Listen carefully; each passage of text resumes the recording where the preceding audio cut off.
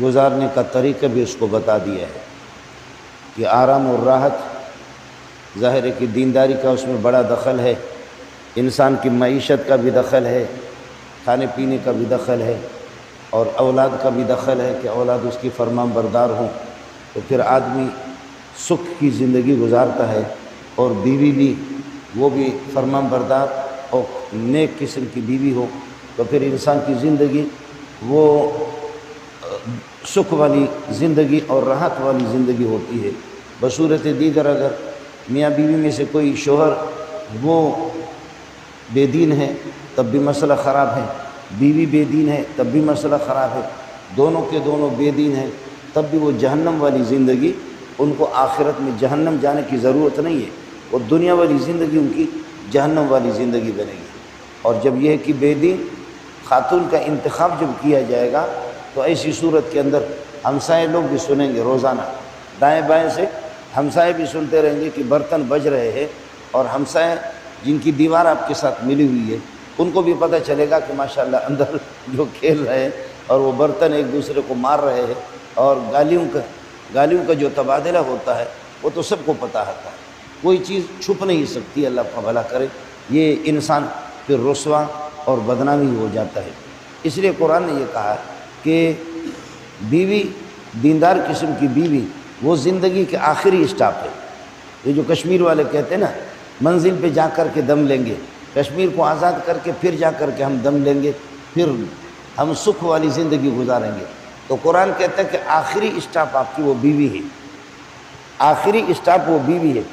سکون اور راحت والی زندگی وہ بیوی سے ملتی ہے۔ آدم علیہ السلام جب غریب دنیا کے اندر اللہ نے آپ کو پیدا کر دیا تو آدم علیہ السلام اکیلا تنہا وہ بالکل بے چین رہتا تھا، تو قرآن نے کہا کہ هو الذی خلقکم من نفس واحدۃ وجعل منها زوجها، آدم ہی کی جنس میں سے اللہ نے آدم کو بیوی پیدا کر دی، وجعل منها زوجها لیسکن الیہا، تاکہ سکون آدم کو حاصل ہو جائے۔ بے چین تھے، ہمارا ابا جی آدم علیہ السلام نبی بھی ہے لیکن بے چین ہے، بغیر بیوی کے کہاں، لیسکن الیہا، یہ الہ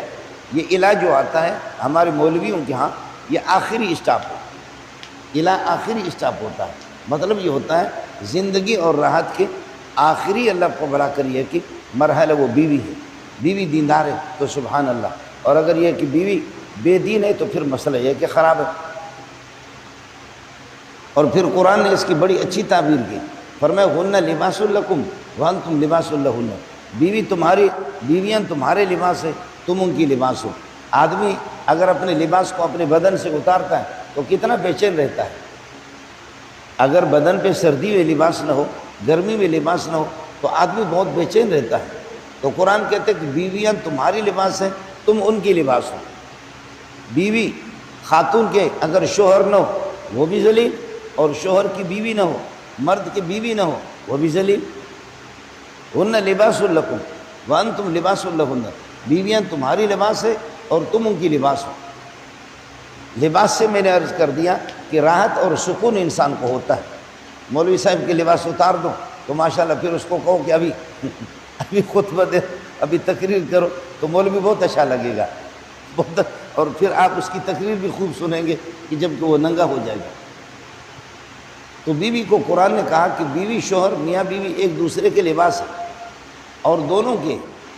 دونوں نظم کے مطابق اگر چلیں گے، خدا کے نظام کے مطابق چلیں گے تو پھر راحت بھی ہوگی، پھر راحت اور سکون ان کو اللہ آپ کا بھلا کریے کہ حاصل، اور پھر آپ کو حیرت ہوگی، یہ اللہ آپ کا بھلا کریے کہ پٹھانوں میں بیوی کو کہتے خزا اور شوہر کے لیے الگ لفظ ہے، بلوچی میں اللہ آپ کا بھلا کر مرد اور اس کی بیوی کو کہتے جنین، اور اس کو اردو والے کہتے ہیں کہ شوہر اور بیوی کو کہتے بیوی۔ ہر زبان کے اندر شوہر کے لیے الگ لفظ ہے، بیوی کے لیے الگ لفظ ہے، ہر زبان میں، لیکن قرآن کی زبان میں بیوی کے لیے بھی وہی لفظ ہے، شوہر کے لیے بھی وہی لفظ ہے۔ شوہر کو بھی کہتے زوج اور بیوی کو بھی کہتے زوج۔ یا آدم اسکن انت وزوجک الجنت،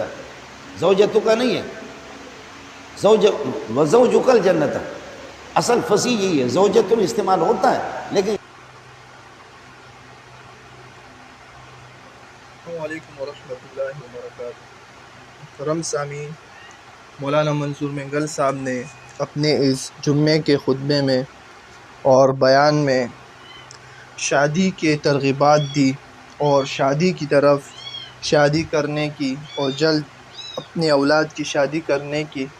کی ترغیب دی، کیونکہ اگر بچے کی شادی وقت پہ نہ ہو تو وہ حرام کاری کی طرف ناجائز طریقے سے اپنی وہ ضرورت خواہش پوری کرے گا جو کہ حرام بھی ہے، ناجائز بھی ہے۔ اور انسان اکثر بیشتر جب اس کی خواہشات، ضروریات جائز طریقے سے پوری نہ ہو تو وہ قدم اٹھاتا ہے حرام کاری کی طرف، حرام طریقے سے اپنی ضروریات کو پورا کرتا ہے۔ اور اس سے بچنے کے لیے انسان کو اللہ رب العزت نے شریعت میں نکاح کا کام دیا، جائز قرار دیا، تاکہ وہ نکاح کرے اور اپنی ضرورت کو پورا کرے۔ بصورت دیگر زنا کرنا، فحاشی پھیلانا، یہ قیامت کی بڑی نشانوں میں سے ہے کہ قرب قیامت میں زنا عام ہو جائے گا، شادی کرنا بہت ہی زیادہ مہنگا، مشکل ہو جائے گا۔ تو حقیقتاً ہم جس دور میں زندگی بسر کر رہے ہیں تو اس زندگی میں زنا بہت زیادہ عام ہو چکا، ہر جگہ فحاشی کے اڈے، زنا آسانی سے مل جاتا ہے کچھ معاشروں میں، لیکن نکاح کرنا اتنا مشکل کہ ہر کوئی نکاح کے